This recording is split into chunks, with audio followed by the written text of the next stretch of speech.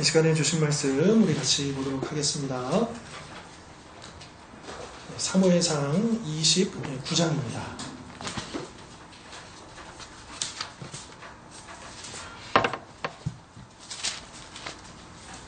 (29장) 1절부터 11절까지 말씀.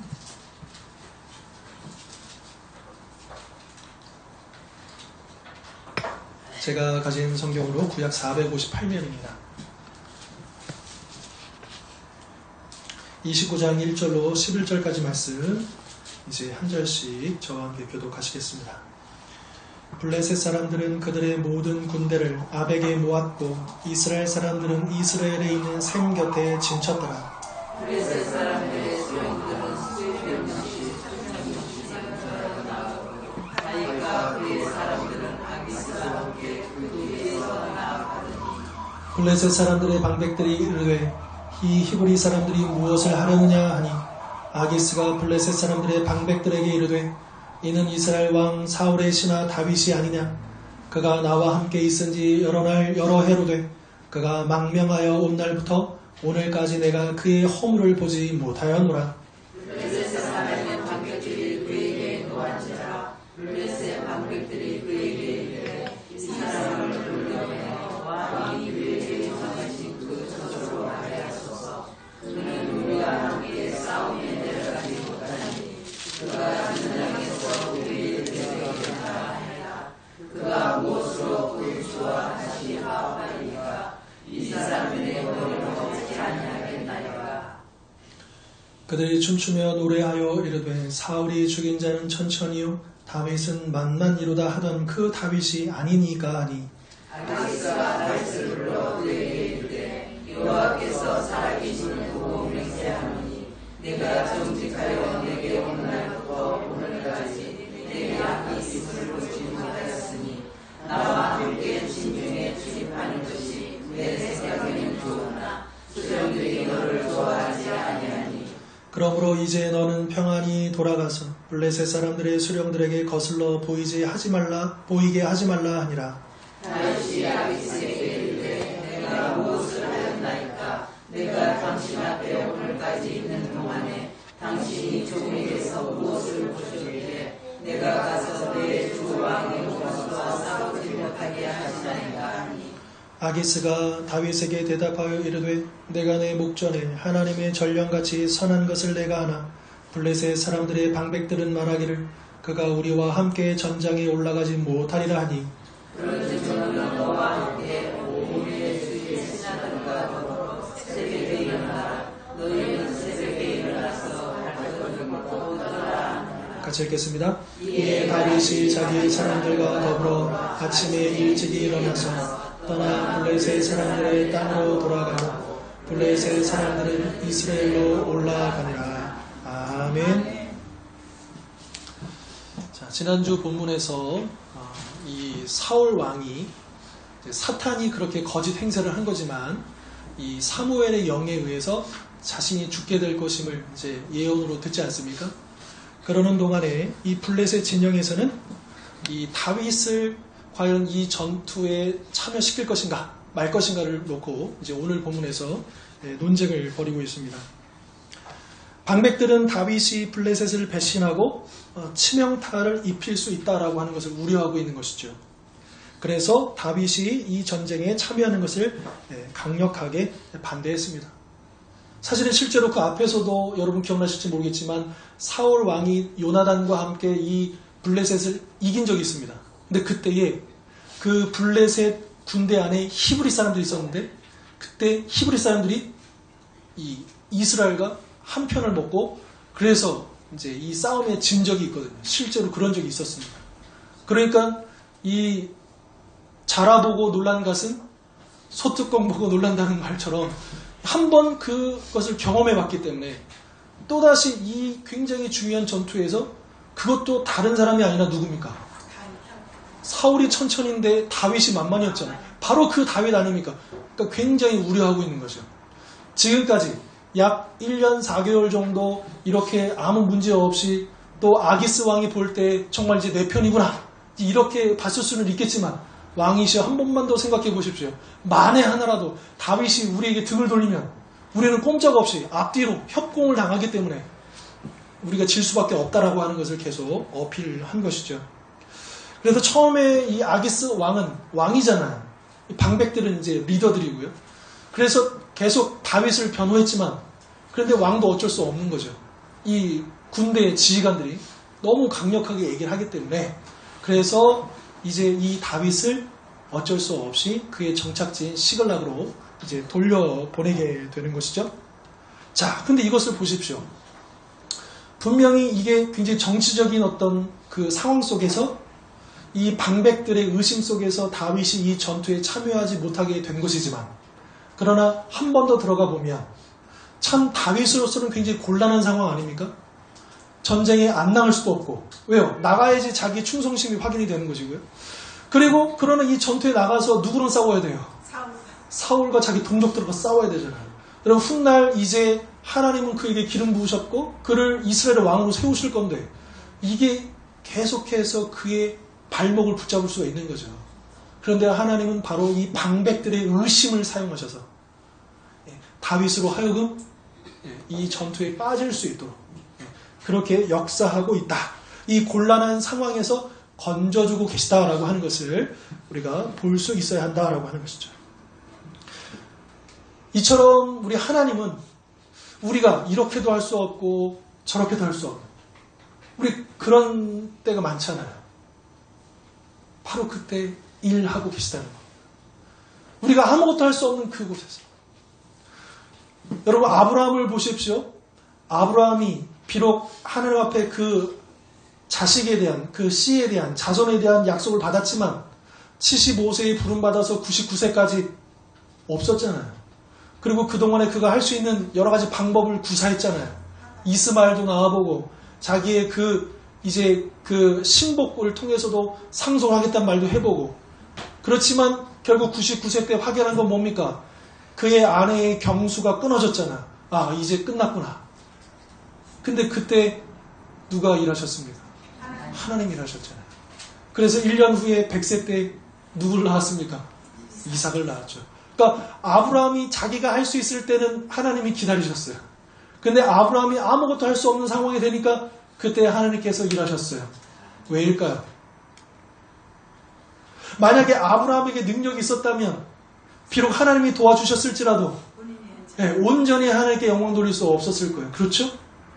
만약 이때에도 다윗이 아주 지혜롭게 이 상황들을 벗어날 수 있었다면 물론 다윗이기 때문에 하나님 감사합니다 이거는 했겠지만 그러나 전적으로 하나님이 하셨습니다라고 얘기하기에는 자기도 노력을 한 거잖아요. 근데 지금 이 상황은요 정말 다윗이 아무것도 할 수 없는 상황입니다. 그런데 하나님께서 상황들을 정리해 주시고 이 방백들을 통해서 다윗을 싹 빼주시는 거예요. 이게 하나님의 역사다라고 하는 것이죠. 자, 이렇게 하나님은 우리가 생각할 수 없는 이 뾰족한 수가 없잖아요. 아무리 계산기를 눌러봐도 답이 안 나오잖아요. 여러분 우리의 삶이 그렇잖아요. 저도 맨날 이렇게 하고 저렇게 하고 이거 더해보고 저거 더해보고 항상 마이너스예요. 항상 답이 안 나와요. 이거 어떻게 할 수 있을까? 걱정이 앞섭니다. 그렇죠? 그런데 지나고 나면 어떻게 됩니까? 이상하게 하나님이 채워주시고 하나님이 해결해 주시고 열리게 하시고 감당하게 하시고 지금까지 오게 하셨잖아요. 여러분 우리 주원교회가 3년 전 우리 시작할 때 뭐가 보였습니까? 기대도 있었고 우리가 하나님 앞에서 뭔가 한다면 주실 거라는 믿음은 있었지만 아무것도 보이는 게 없고 그때 아무리 계산기를 두드려도 아무로 나오는 게 없잖아요. 그렇죠? 그런데 지금 어떻습니까? 아마도 우리가 계획하고 우리가 계산했던 것 그거보다 더 넘치도록 그리고 전혀 생각하지 못한 방법으로 역사하셨다는 거예요. 기억하실지 모르겠지만 저희가 1년차 때요. 간당간당했어요. 매월. 그러니까 수입과 지출이 있는데 지출이 이제 있는데 이게 수입이 간당간당했어요. 근데 그때 한번 제가 간증해드린 적이 있습니다. 저는 모르는 사람이에요. 그런데 저의 아는 사람의 아는 사람이에요. 그러니까 한 달을 걸쳐서 온 거예요. 그래서 연락이 돼가지고 하필이면 그분이 이제 자기가 해외에서 일을 하는데 어디 교회를 못 가게 돼가지고 차곡차곡 11조를 모아놓고 있었었는데 이거를 어디다가 11조를 하면 좋겠느냐 해서 제가 아는 그분한테 문의를 했다가 이분이 여기를 소개시켜준 거예요. 저는 그분 연락처도 모르고 그분 얼굴 본 적도 없어요. 그래서 그렇게 딱 왔는데 그 액수가 정확하게 그때 필요했던 액수였습니다. 여러분 우리가 이걸 생각했겠습니까? 아무리 계산해도 머리 굴려도 답이 안 나오는 부분이에요. 이렇게 하나님은 멋진 분이시고 하나님은 이렇게 기가 막히게 역사하시는 분이시다라고 하는 것이죠. 여러분 오늘 우리 그 큐티 말씀에서도 이 큰 풍랑이 쳐가지고 이 제자들이 예수님께 어떡합니까? 주님 우리가 죽게 된 것을 못 보십니까? 지금 잠잘 때입니까? 흔들어 깨우잖아요. 우리 지금 죽게 됐다고. 그 큰 파도 앞에서 요동치는 흔들리는 두려워하는 그 제자들에게 예수님께서 어찌 두려워하느냐? 어찌 뭐가 없느냐? 믿음이 없느냐? 여러분 만약에 우리가 감당할 수 없는 파도를 만난다면 우리가 어찌할 수 없는 그 상황에 놓인다면 여러분 우리는 잠잠해야 왜요? 그분이 역사하실 것입니다. 그래서 우리가 그것을 지켜봐야 돼요. 이스라엘 백성들이 출국해가지고 이제 그 10가지 재앙의 역사를 통해서 나왔죠. 그냥 한숨 돌리는가 싶었더니 정신 차린 이 바로가 자기 모든 병력을 이끌고 쫓아오지 않습니까? 그런데 앞에는 홍해요. 뒤에는 군대고 꼼짝없이 죽게 되었습니다. 그럴 때 하나님께서 모세를 통해서 뭐라고 말씀하십니까? 너희는 목도하라는 거예요. 하나님이 어떤 분이신지. 그리고 그날 어떤 역사를 이루셨습니까? 바다를 가르쳤죠. 여러분 이스라엘 백성들이 바다가 열릴 거라고 상상이나 했겠습니까? 우리는 죽었다 이제. 그렇게 생각하지 않았겠습니까? 그렇죠? 우리는 상상할 수도 없는 방법이 누구에게 있다? 하나님. 우리는 아무리 풀어도 이 답이 안 나오는데 그 답이 누구에게 있다? 하나님. 그분에게는 있는 거예요. 그래서 그분께서 계시기 때문에 우리가 절망하지 않은 것이고 그리고 우리가 그 어려움 속에서도 흔들리지 않고 잠잠히 그분께서 어떤 일을 행하실지 보자 이거죠. 우리가 하나님 한번 시험해보자 이게 아니라 기대해보자는 거예요. 시험해보자는 게 아니라 기대해보자는 거예요. 우리 멋진 하나님이 어떻게 역사하실지 내 인생을 어떻게 풀어가실지 우리의 가정을 어떻게 이끄실지 우리 교회를 어떻게 사용하실지 지켜보자는 거예요. 기대해보자는 거예요. 왜 우리 하나님은 멋진 방법을 갖고 계시기 때문에. 자, 이 방백들의 의견을 수용하기로 결정한 아기스 왕은 다윗을 부릅니다. 왜요? 이제 달래줘야죠. 다윗의 체면도 좀 세워줘야 되잖아요. 그래서 다윗에게 나는 정말 너를 데리고 가고 싶었는데 이 방백들이 너무나도 만류하다 보니까 어쩔 수가 없게 되었구나. 미안하다. 이번에는 괜히 앞으로도 계속 보고 지내야 되는데 괜히 이 저 방백들하고 얼굴 붉힐 일이 있겠느냐. 이번만 전쟁이 있겠느냐. 그러니까 이번에는 너가 양보해 다오. 그러니까 거스리지 말고 조용히 그 시글락으로 돌아가라라고 그렇게 명령합니다. 여러분 이 말을 들었을 때 다윗의 마음이 어땠을 거예요? 할렐루야. 요즘 젊은이 아싸. 그 문제로 인해서 막 머리가 터질 것 같았고 어떻게 이걸 해결해야 막 이러고 있었는데 갑자기 아기스 왕이 불러가지고 너 가라고 하니까 표정 관리 들어가야 되죠. 마음속으로는 쾌재를 불렀을 것이고 역시 대박. 역시 하나님. 그랬을 겁니다. 겉으로는 전혀 내색하지 않는 것이죠. 그런데 다윗이 어떻게 합니까? 겉으로는 마치 억울한 것처럼 아니 나를 못 믿어주고 나의 충성심을 못 알아주고 이러면서 그렇죠? 사실 등 떠밀면 못 갈 거면서 이제 가라고 하니까 마치 막 이제 그런 모습으로 심지어 아기스 왕에게 내가 뭘 잘못했습니까? 항의까지 하는 그런 여러분 담대한 모습을 보여줍니다. 어쩌면 다윗도 이 전까지는 굉장히 죄송합니다. 쫄아 있었을 거예요. 그런데 이 아기스 왕의 말을 듣는 순간 다윗이 하나님이 함께 하시는 거예요. 그러니까 마음이 어떻게 돼요? 담대해지는 거예요. 이런 허세도 부릴 수 있게 되는 거예요. 담대해지는 거예요. 이 문제 앞에서 담대해질 수 있다라고 하는 것이죠. 이처럼 우리는 언제 어디서든지 하나님의 인도하심을 받으며 살아가고 있습니다. 다윗은 하나님이 자신을 곤란한 상황에서 건져 주실 때에 블레셋 왕에게 큰 소리를 칠 정도로 담대해졌다는 것이죠. 하나님의 인도하심이 이 다윗의 시대나 오늘 우리 시대나 변했습니까? 변하지 않았습니까? 변하지 않았습니다. 여전히 동일하십니다. 그러므로 우리도 어떤 어려움 앞에서도 우리의 마음이 어떻게 되겠습니까? 네. 담대해야 합니다. 어떤 상황에서도 그 누구 앞에서도 하나님의 인도하심을 확신하며 우리는 담대해야 한다라고 하는 것이죠. 그러므로 우리는 하나님이 우리를 인도하신다는 것을 어디서 확인할 수 있을까요? 어디서요? 네. 주의 말씀이 내 발의 등이요 내 길을 비춰주는 빛입니다. 여러분 우리가 말씀을 볼 때에 하나님이 인도하시는 것을 경험합니다. 아멘. 여러분 우리 신앙은 균형이 필요합니다. 여러분 우리가 실제 삶 속에서 체험도 굉장히 중요합니다. 그러나 말씀이 빠진 체험은 이게 방향이 어딘지를 잘 모를 수가 있는 거예요. 그렇죠? 그래서 우리의 모든 그 체험들이 해석이 되고 검증이 되고 확인이 되는 게 어디예요? 말씀을 통해서. 그래서 이 균형이 필요한 거죠. 그래서 우리가 이 말씀을 날마다 깊이 있게 묵상하고 읽어가면서 하나님께서 어떤 일들 이루실지를 우리가 배우고 기대하게 되는 것이고요. 그리고 실제로 내 삶의 현장에서 말씀대로 내 삶이 인도함 받고 있다는 것을 깨닫게 되는 것이죠.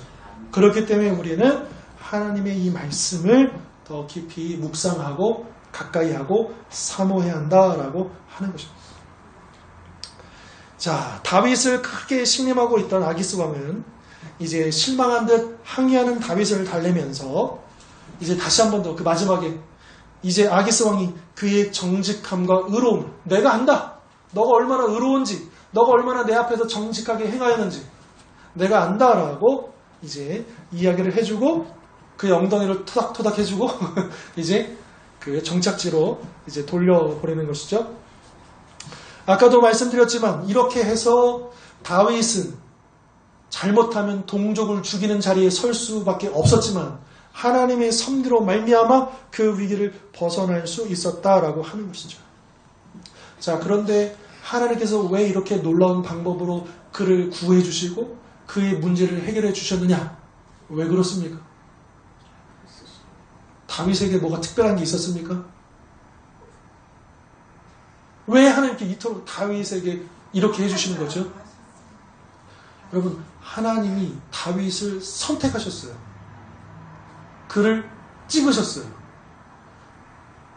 그러니까 하나님이 우리를 택하셨다고요. 이게 중요한 거예요. 다윗이 잘나서요? 뭐가 출중해서요? 다윗이 얼마나 허물이 많은 사람입니까? 그렇죠. 네. 여러분, 우리가 뭔가 특별해서요? 아닙니다. 우리가 하나님 이런 놀라운 은혜와 그 도우심을 받을 수 있는 근거는 뭐냐?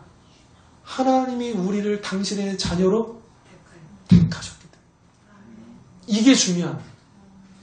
우리가 막 봉사 열심히 하고 뭔가를 했기 때문에 하나님께서 더 주시고, 물론 우리가 더 하나님을 알아보는 기쁨이 거기 있을 겁니다. 우리 믿음이 더 성장할 것입니다. 그러나 근본적으로 우리가 하나님의 은혜를 입는 것은 무엇 때문이냐? 하나님이 우리를 사랑하시기로 택하셨기 때문입니다. 우리를 구원하기로 택하셨기 때문입니다. 당신의 일꾼으로 우리를 세우셨기 때문에 하나님이 도와주시는 겁니다. 아멘. 여러분, 우리가 첫째 주에 우리가 직분을 받았잖아요. 우리가 임명을 받았잖아요. 또 그 항전직이나 그 임명이 아닐지라도 우리가 이 교회의 성도로서 부름을 받았잖아요. 당연히 하나님이 우리를 도와주실까요? 도와주지 않으실까요? 도와주셔요. 왜? 하나님 우리를 세우셨기 때문에. 우리 개인도 우리 가정도 마찬가지입니다. 하나님께서 세우신 가정이에요. 하나님께서 세우신 인생이에요. 누가 책임져 주십니까? 하나님이 책임져 주시죠. 하나님이 불러다 놓고 나 몰라라 하시겠습니까? 절대로 그럴 리가 없을 것입니다. 우리는 예수 그리스도로 말미암아 구원을 받았기 때문에 우리 하나님의 택하심으로 이 구원이 시작되었잖아요. 우리 지난 학기 제자훈련 주제가 구원론이었죠. 제일 첫 번째가 하나님의 부르심입니다. 택하심입니다. 그래서 영화의 단계까지 시작점 하나님이 시작하셨어요. 그리고 끝도 누가 끝내시냐? 하나님이 끝내시는 거예요. 하나님이 하시는 거예요. 이 구원의 모든 길들을요. 그러므로 우리는 나의 자격 혹은 나의 공로 혹은 나의 업적 이것이 아니라 오직 하나님의 은혜에 주목해요. 자꾸 내가 뭔가를 했지 여기에 우리의 생각이 모아지는 게 아니라 하나님께서 우리에게 허락해 주시고 부어주시고 우리에게 베풀어 주신 그 은혜의 초점을 맞추어야 한다라고 하는 것이죠. 그럴 때 우리는 더 놀라운 하나님의 인도하심을 받을 수가 있을 것입니다. 자, 이 시간 나눈 말씀처럼 위기에 처했을 때 하나님이 인도해 주실 것을 믿고 흔들리지 않고 잠잠히 기다리실 수 있기를 바랍니다. 아멘. 또한 성경을 통해 하나님의 인도하심을 날마다 확신하며 담대하실 수 있기를 바랍니다. 아멘. 마지막으로 하나님께 선택받은 그 은혜를 의지하여 날마다 주님이 주시는 평강을 누리며 살아가는 우리 모두가 다 될 수 있기를 주님의 이름으로 축원합니다. 아멘.